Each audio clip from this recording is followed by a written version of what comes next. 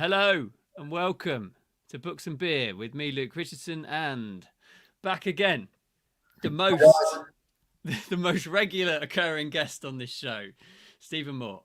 Can't find anyone else. No, it's not because of that. There's a lot of things we've got to talk about. I feel, our Absolutely. ramblings deserve more than 1 hour long slot. Yes, they do. Absolutely. How you keeping, mate? I'm good, thank you. Yeah, pretty good. Had a nice day out at golf yesterday. Oh, lovely.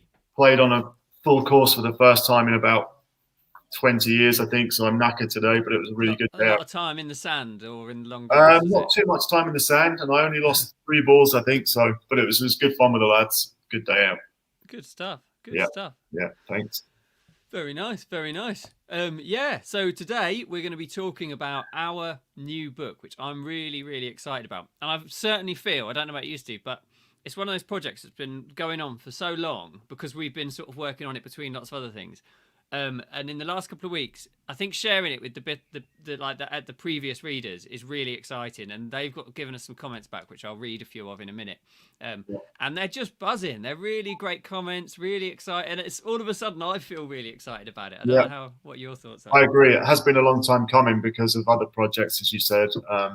Some of my traveling from continent to continent, pandemic, everything else has slowed down, including this. But now it's sort of picked up, and we're going to be able to put these books out in pretty quick succession. So that's really good.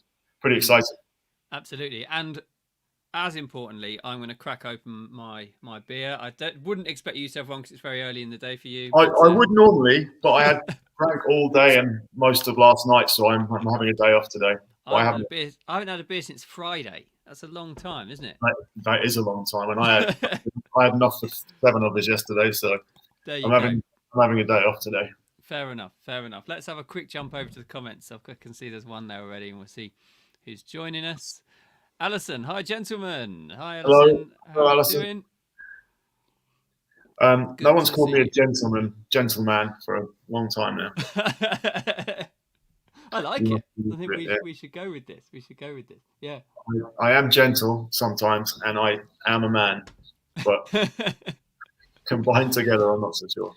Right. I'm gonna segue past that conversation because that's a rabbit hole that we could talk about for ages, and wouldn't get anyone anywhere. And I'm going to share the blurb for Set You Free, which we have, as with all blurbs, it was a bit of an agonising task, wasn't it? Sort of condensing Yeah, a full novel into yeah. 160 words or something. It's a hard skill to do that. And we had a good go at it ourselves, and a good friend of ours helped us out with a little bit at the end, Andrew Warren. So thanks, Andrew, for that. Yeah. So here we go. They thought they ruled the city. Kayla Stone will bring them to their knees. In a bid to get away from the violence and trauma of the last few months, Kayla Stone returns to her hometown of Sydney, but she's barely off the plane when the ghosts of her past fight back. When she stumbles upon an underground trafficking ring dealing in the sale of children, turning the other cheek is not an option. Kyla's risked her life on the shadowy streets before. This time it's personal. This time she's alone. Determined to crush these vile criminals once and for all, Kayla will do whatever it takes to save the innocent. How far will she go in the name of justice? What happens when she finally crosses the line? Set You Free is the relentless new vigilante thriller from Amazon bestsellers Stephen Moore and Luke Richardson. If you like Clive Cussler, Nick Thacker, Ernest Dempsey, and Russell Blake, then you'll love this explosive new series. Make the most of the discounted limited time only launch price when you pre-order today. And if you just search Set You Free on Amazon, you find it. And one thing I actually really like about this, and I didn't think about this, Steve, is one of my favourite tunes growing up was Entrance, Set You Free. So now if you search Set You Free on Amazon, you've got Entrance and Us. The first two products. I can't. And I never realised that was like an act. That's a real thing of me. I'm there next to Entrance on Amazon now. I can't say I'm particularly proud of that association. That's not my kind of music at all, but I'm pleased for you. I know that you're more of a dancey music kind of a guy. Yeah, absolutely. Yeah. Absolutely. Still, Andrew has just jumped in to say, sounds so good. I've already pre-ordered my copy. Thank you so much, Andrew. Thanks, really Andrew. Appreciate that. Really appreciate sure you're that. going to like it. Yes, I think you will. I think you will. So the blurb talks about her her dark, what was it? The ghosts of her past. That was the phrase. What sort of exactly do we mean by that? Because that comes from one of your stories that you've written, solo, doesn't it? Yeah. So that references a scene in my Hiram Caine book, The Shadow of Kailash, where Caine and Ridley find themselves caught up in. They think they're helping the Tibetan refugees escape from Tibet into India, but I'm sorry, I got distracted by Alison's comment there. And it turns out Ridley ends up getting kidnapped by these people, human traffickers. And during the escape, she meets Kayla Stone.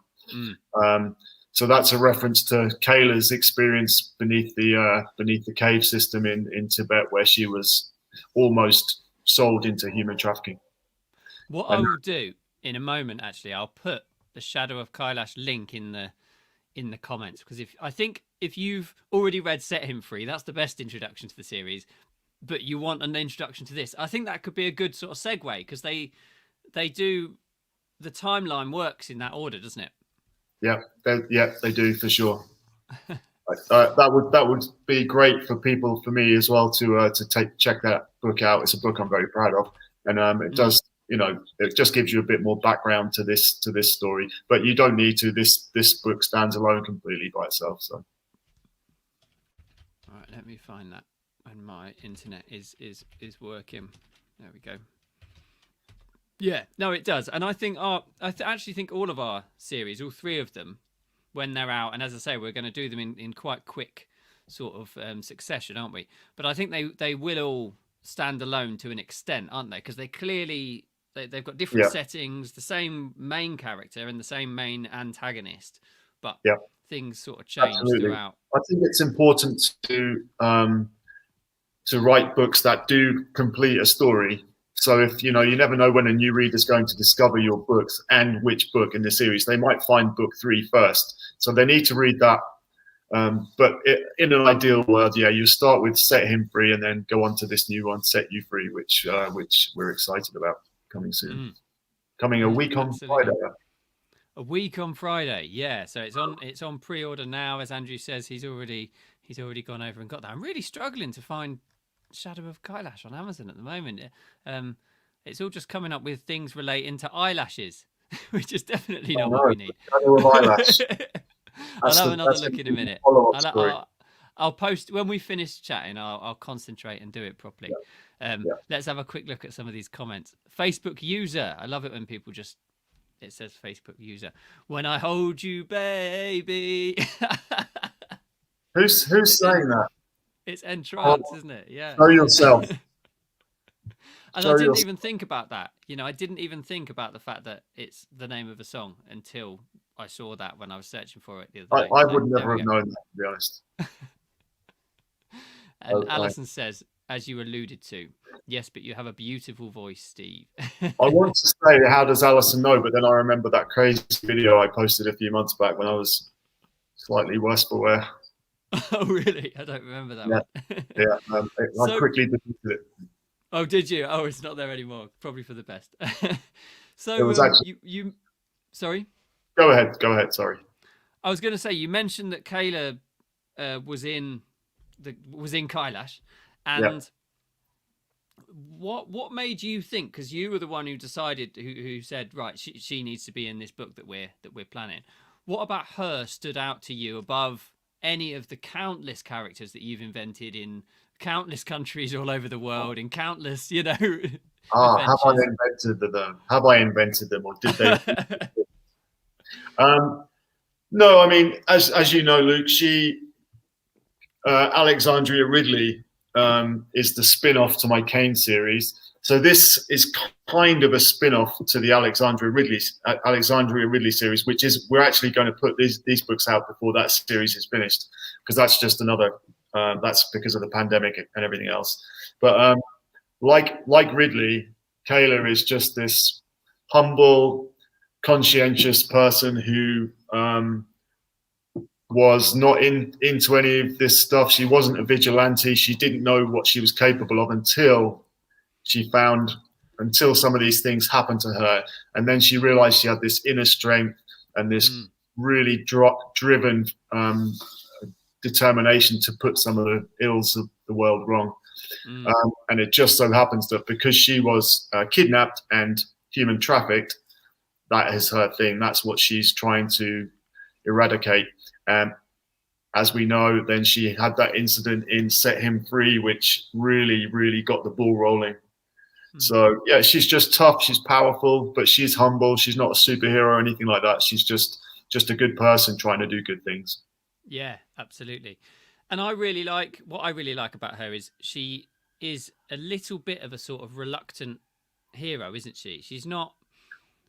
She would love to just be left alone. And I think this is something that comes across in a lot of your books, Steve, is your main characters are a little bit, they're not just your straight up action men who can do everything, who could fight a gang of sharks and come away smiling. You know, there is like a real life sort of, I don't know, what was the word, like vulnerability, a real world sort of vulnerability there. Yeah, vulnerable, reluctant heroes. Kayla would, as you said, Kayla would like nothing more than somebody else to take the responsibility for this, but nobody is. So she knows if she doesn't do something, bad things are going to happen to these people, and in this case, these kids. So yeah, she's doing it because she doesn't see anyone else doing anything. So I think we all can relate to that a bit. We all would rather things weren't happening, but sometimes you just have to. It's almost literally saying take the law into your own hands because the authorities aren't doing enough. And I think that's pretty reflective of society as a whole, to be honest with you. But I think it's also sort of, we're not talking, it's a bit of a metaphor, isn't it? We're not necessarily saying you need to go around and do the things that Natalie does, but it's just about caring for other people and taking a bit of responsibility in the same way you have been doing in the real world with the bathroom project. Yeah. Jesus and the bathroom project.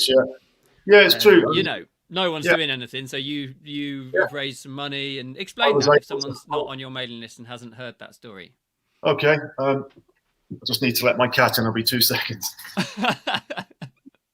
This is real world live video here. So Alison says, just put Hiram Kane series into Amazon and it pops up. Alison, if you could post that link just for it in the comments there, that would be really appreciated. RH Braun, hello, great to see you from Noon in Michigan. Great to see you. And Darren says StreamYard. Oh, it's Darren. Hi Darren, how you doing? I can imagine now. Set you free song in your Yorkshire tones. Yeah. Fake Scouser. Yeah. That's it. So yeah, for those who don't know what Luke was referring to, I live in Mexico, and I have a good friend who's a taxi driver who's been my taxi driver in town here for 6 years, and he's become a really good friend of mine. And he asked me about a year ago, very humbly, asked if he could borrow a little bit of money to get a bathroom project going because his family doesn't have a bathroom or running water. And I thought, that's just going to be a start for him. That wouldn't be enough money for him to maybe get the foundations down. So Leslie and I decided we were going to help. So we gave some money ourselves to get it started. And then I thought, why not just do this whole thing? So I reached out to my subscribers on my mailing list and asked if people could just donate $1. A few hundred people, $1. That will be a really good help. And over the next 2 weeks, we raised almost $3,000 which was incredible. And we finished the entire bathroom, and we've still got I think we might have $500 or $600 left. So we're going to now complete the kitchen, which has been, wow. It's been great. So it's just a case of I was able to help, so I did, because it never would have happened otherwise. He's a taxi driver. He doesn't make much money. They're very, very, sadly, they're such a poor family. And in the pandemic, he's hardly had any customers for his taxi. So he's had a tough time, the poor guy. But now his family has this completed bathroom, hot running water 24 hours a day, and the family's never even had a toilet, let alone a bathroom with water. So, a great project. And if any of my subscribers are listening, thanks again. I've told you in my newsletters, but thank you all again.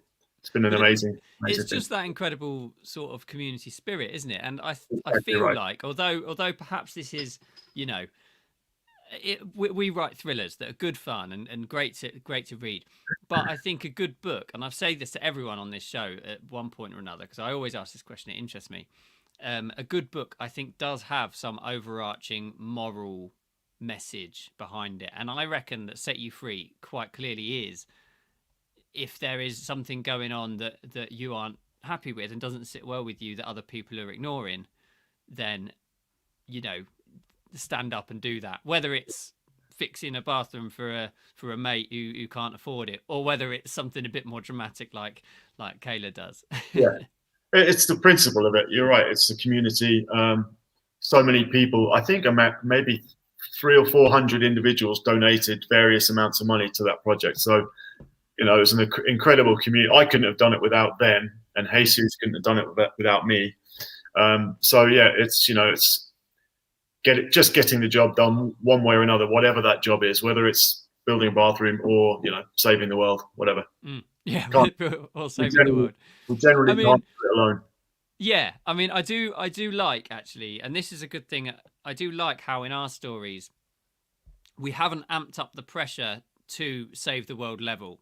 You know, like some thrillers, and I hope this won't disappoint you if you listen at home because you want a save the world novel. But for us, it's not about, oh, there's an atomic bomb going off and is going to start nuclear war. It's much more gritty and close and personal than that, isn't it? Yeah, it's real life because these Yeah. things are happening, sadly happening all around the world.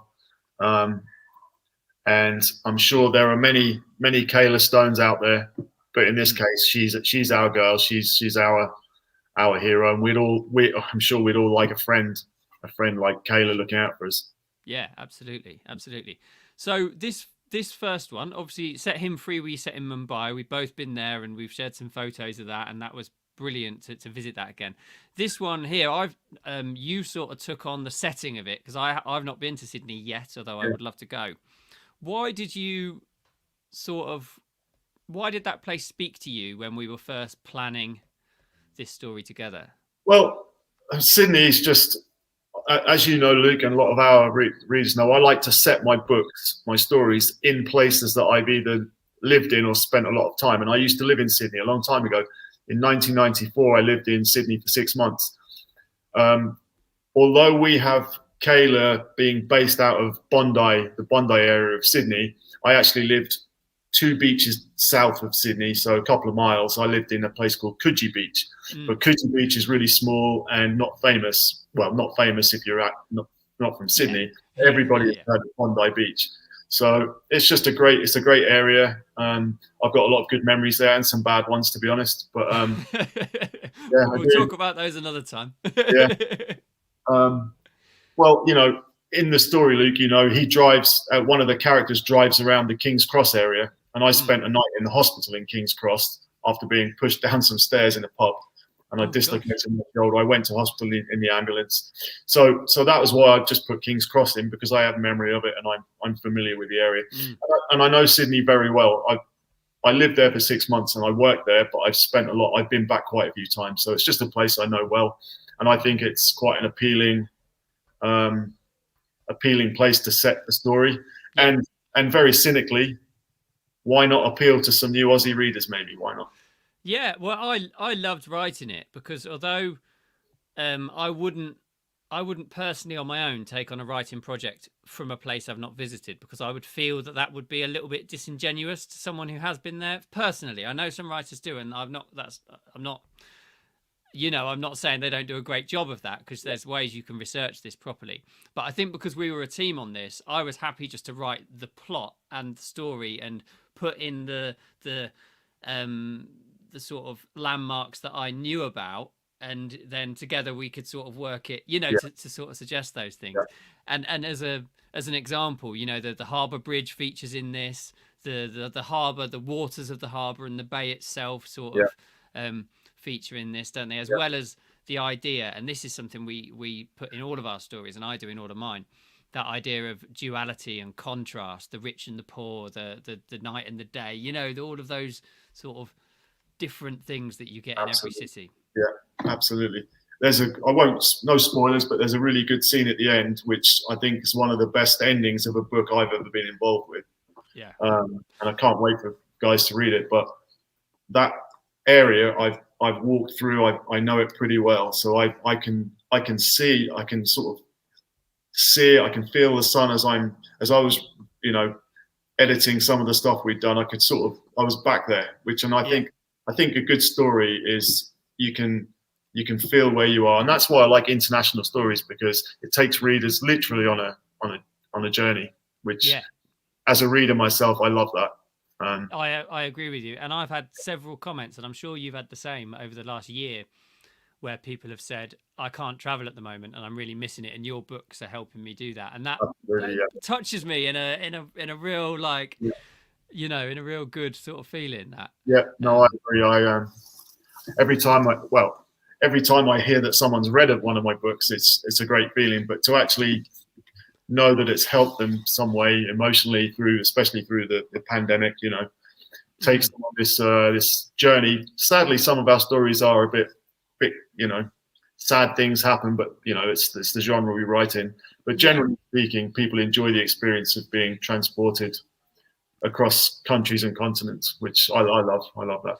Yeah, but I mean, I'm conscious in my writing, although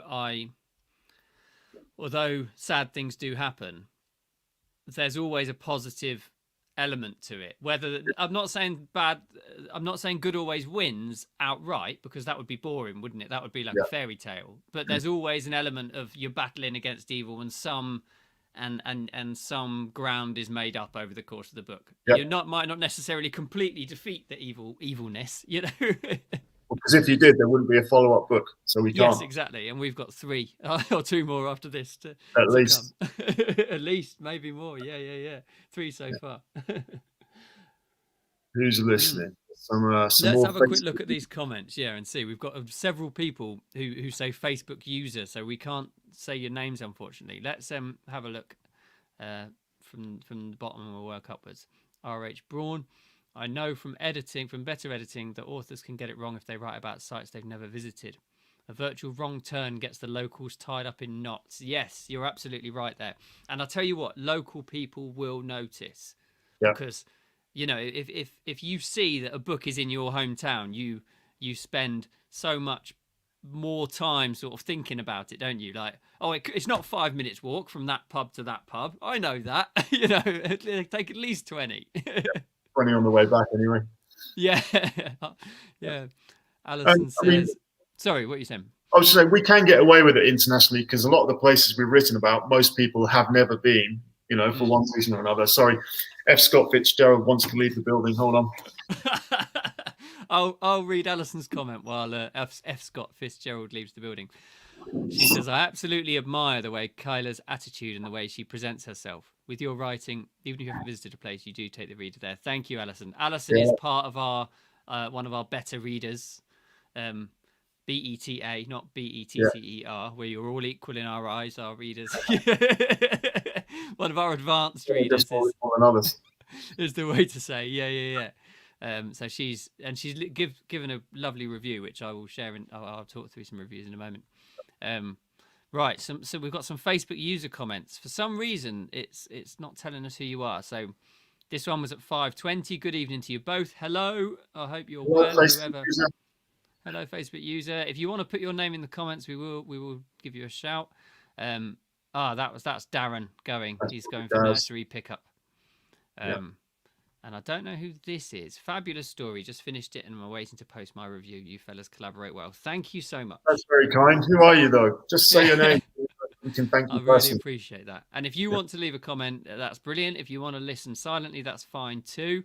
But be aware, if you're a regular commenter on the show, I think it knows, because Alison is worked there. This Facebook user. Hello, Mom. Hi, Mom. How are you? Miss you. Love you. Yeah. I think if you, I don't know why it does that. Anyway, that's beyond the scope of this conversation. But yeah, so I was saying, because we write internationally, we can get away with that a little bit, because a lot of people wouldn't have been there. but it's just a pride thing for me. I want to get it right. Obviously, I haven't been to Tibet, so I had to do some research about the Kailash mountain, for example. But I have been to that place in India, which is how I came up with the story in the first place, because of the guys I met there, the monk I met, the Tibetan monk who had escaped. So that was the inspiration for that story. But I haven't been to Tibet, so you spend a couple of hours on Google Maps and you find the right road names and what it looks like, and you can get pretty accurate that way. But I think Ray's right. If a local's reading it, that can be a turn off, and they might not come back for a second book then. So you've got to be as careful as you can, I think. Yeah, exactly, and it's about the respect of the place as well, isn't it? Putting those sorts of those details in, just make it, because I think we write places that we love, and we'd be doing the place a disservice if we just made stuff up and got it wrong. So I think we do a very good job of that. And do you think you'll always write books that are set in sort of international destination places? Do you think you could write like a crime thriller set in where you're from, like where is it, Norfolk, Norwich way, isn't it? Yeah, Lowestoft, somewhere like that. Yeah, I could do. There's plenty of crime there, so. I think I would do it if it was the right story in the right genre at the right time. But at the moment, as you know, I'm working with you and one or two other authors. Yeah. My next dozen books are already scheduled, so that who knows how long that will take. So, true, yeah. And I just like international thrillers. I like the action, I like the adventure more than I think I'd like to write a normal crime story, police detective procedure, or something like that. That isn't. I like reading those books, but that's not something I'm planning to write anytime soon. So, on that note, how did it sort of feel for you with this book? Because your Hiram Caine books are all sort of like a hunt for. They've got that sort of Indiana Jones, Lara Croft action adventure twist to it, whereas we haven't got that here, have we? It's more crime sort of. Well, I think in the industry, the words you're looking for is MacGuffin, and I've only recently learned what that is. That's what I have no idea what that is. It just means the main character is trying to get, whether it be the Inca gold or like a treasure hunt, something like that. But in our case, the MacGuffin literally is justice. That is what Kayla is searching for. That's what in your Leo Keane books, the MacGuffin is to find the missing person. Right. Yeah. But the MacGuffin is the thing that the main characters, the main protagonists are trying to get. And so in our case, it's I can't say too much because we don't want to give too many spoilers, but justice is really the thing that Kayla is seeking. Yeah, it's a good word to know, MacGuffin. No one else. MacGuffin. I've only learned that in the last year or so. So I've never heard of that before. So essentially, I suppose what you're saying is it has the same action adventure sort of elements, but yet it's just a different MacGuffin, the target, what they seek is slightly different. Yeah, exactly. That's it. No, that makes a lot of sense. No, what scene? Now you've mentioned one scene that you particularly like in this. Have you got any? Is that the scene you'd say is your favorite in the book, or the one you enjoyed editing, writing, reading the most, or was there any other scenes that you really enjoyed? Because I've got a couple that I absolutely loved from this book. Now you put me on the spot because I've got so many books going on that I yeah. But I absolutely love that scene. You've done a great job of setting that up. So yeah, I think that probably would be my favorite scene, especially because. And this is the climax of the book, this scene, and we won't give anything away in terms of what actually is happening, but it doesn't go quite as you'd expect it to go. I think that's the intention. It sort of has a twist in it, and it's action packed. It's high tension. It's explosive, literally and figuratively. Yeah. No, it's a brilliant scene, and if I was just a reader and I had come across this book, I would think the authors have done a good job. So I'm proud of us. I think we've nailed that ending. As I said, as good as probably as any of my books. So I'm really excited for guys to read it. Yeah. A couple of scenes I'm really proud of in this book, having read it through, is there's a couple of scenes that are really light-hearted. And there's ones where Kayla is with her parents, which are quite amusing, I found. And there's one where she goes on a date and she climbs the Sydney Harbour Bridge, which doesn't spoil the story to say that. And they're quite funny scenes, and they're sort of I think that's really nice, and I love this. I work really hard on this in my books. Is you have a couple of scenes to relieve the tension, so they're actually like, Absolutely right. in one moment you're really like, oh, what's happening, and then the next moment you're actually laughing out loud at some stupid thing that's happening or some funny comment or another. And I really like how this book has that contrast. Yeah, it's a change of pace. When the scenes you've just mentioned, Kayla's parents are really funny. We could have written many more scenes with them, but that's Yeah. not really relevant to the story. So one or two is good, and they're just really funny characters. We could perhaps write a short story with them I two think one we day. need to do that actually. I think we need to do that because I'll sort of describe why they're so funny. But they're just like they're both retired in their sort of 60s, enjoying the spoils of life. Both quite, and they just bicker all of the time because they spend a lot of time together. They just argue. But Kayla is there, and she's an only child, so when she comes home, they just like all want attention from her. They all want her sort of approval. So it's almost like role reversal, Yeah, child yeah, parent role reversal, and definitely. it was great fun to write. Really, really, really funny. Yeah, really good fun. There are some really good characters in this story as well. I'm Mm. not sure. We shouldn't really mention any. I think we can. I mean, Well, I guess in the blurb he gets a mention, yeah, doesn't I think we can mention O'Shea, who's the main antagonist of the story. he? Should we have Bit of a said that? con man, a bit of a con man, a bit of a yeah, just nefarious dude, really doing Yeah. sort of bad stuff, isn't he? Don't say much more than that though. Yeah, let's leave it. We'll leave it at that. You're gonna have to pre-order this to read this Yeah, to work out. yeah. And don't forget, guys, the price is on the pre-order discount at the moment until probably next Friday. So I think we'll probably put it up on launch day, maybe. So just to be sure, make sure. Probably, maybe. I think we either should or we should. Well, we haven't decided exactly when Yeah. the next price, but for sure it will be going up in and around launch day. So while it's cheap, get it while you can. Is what Yeah. I guess my message. Yeah, absolutely, absolutely. Get it as soon as you can, and it helps us as well to have it ordered, and so we can see how many people we've got it sold to, and those sorts of things. Yeah. If you're able to pre-order it immediately, that is very helpful for us. Right, let's have a quick look over the comments. We're not going to go on for that long today because we're going to keep it short because we've both got a load to get on with. But we'll do about another 10 minutes or so. So if you've got something you want to say, if you want to say hello to us, do drop a hello in the comments. It's lovely to have these conversations with you. Also, if you're watching this afterwards, I still read the comments. They'll still appear on our Facebook groups and on YouTube and all those sorts of things. Oh, and one more thing whilst I'm talking about YouTube. I've currently got on YouTube 59 subscribers. Now, if I can get to the big 100, I'm allowed to have my own YouTube handle. So I can have youtube.com/Luke Richardson or Luke Richardson author or whatever. Whereas at the moment, it's youtube.com/?WXC ? Or something really stupid.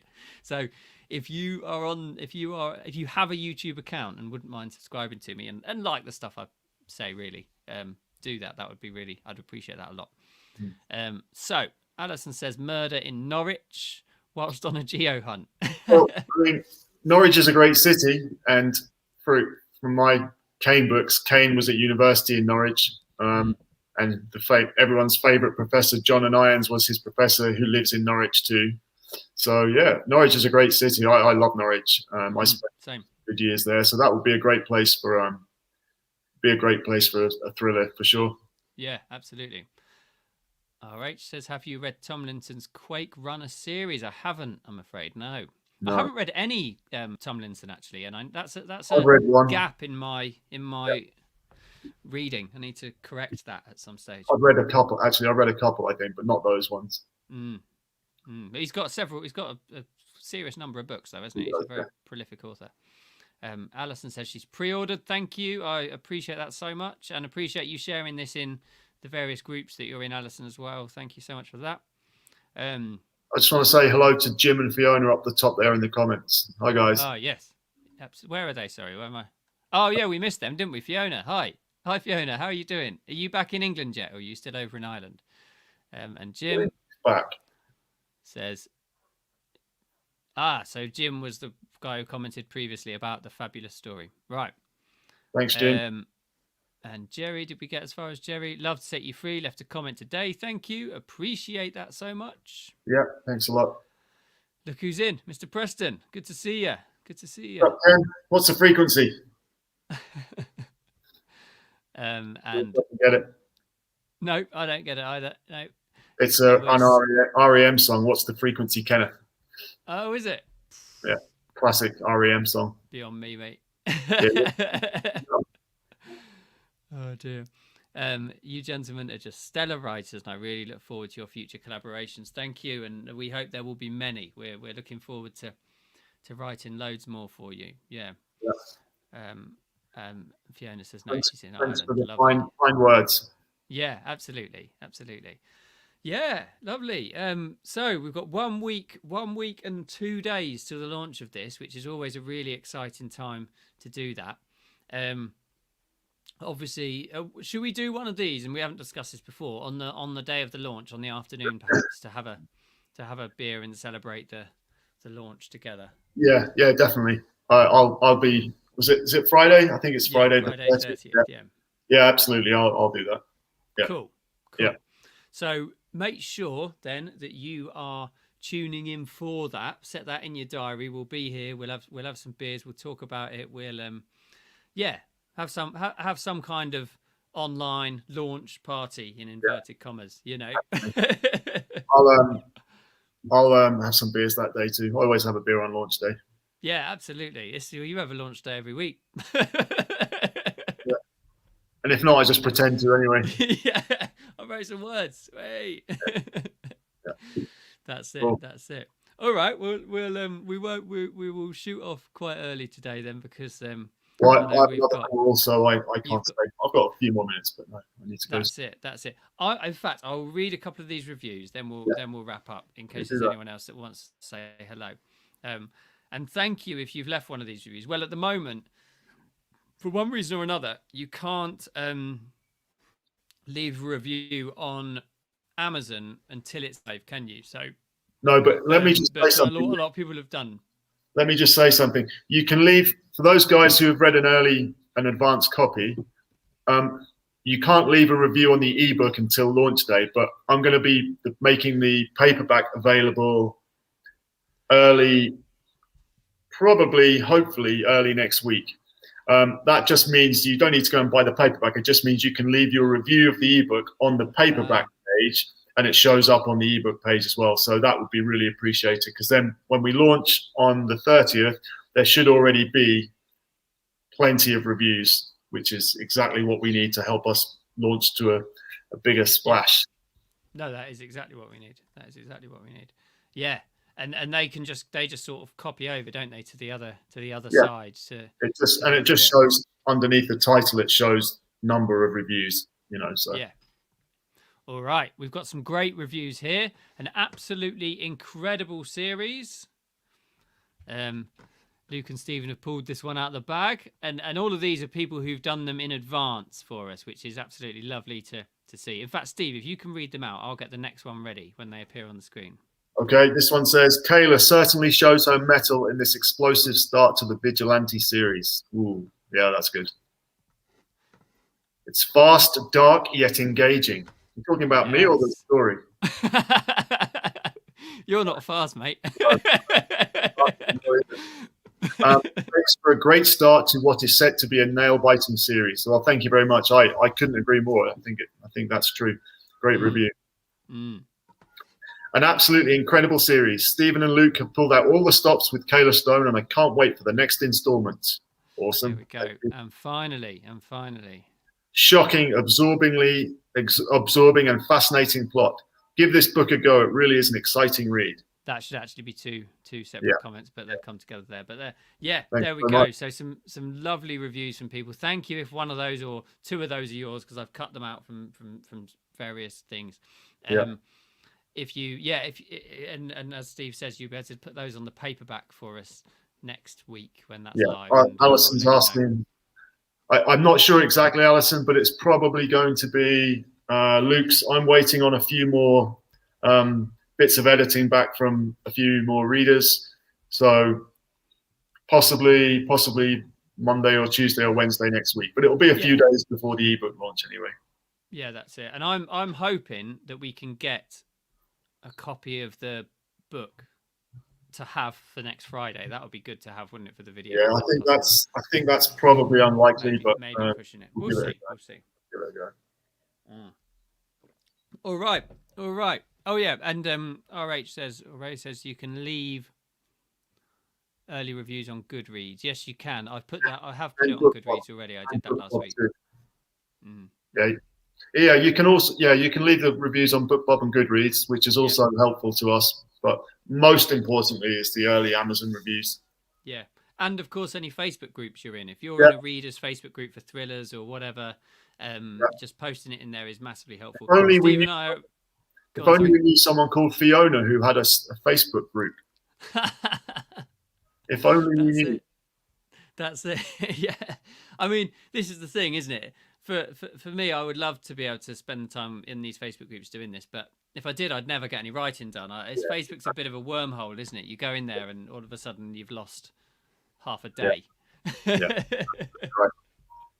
Right. Awesome. Ladies and gentlemen, thank you so much for joining us. As we say, we're keeping it a little bit of a short one today. Steve's got another call to go to. I've got some bits and bobs I need to do to get ready for this launch next Friday. I'll be back here next Wednesday, whether it will be on my own or with another person. I'm not sure. Haven't decided yet.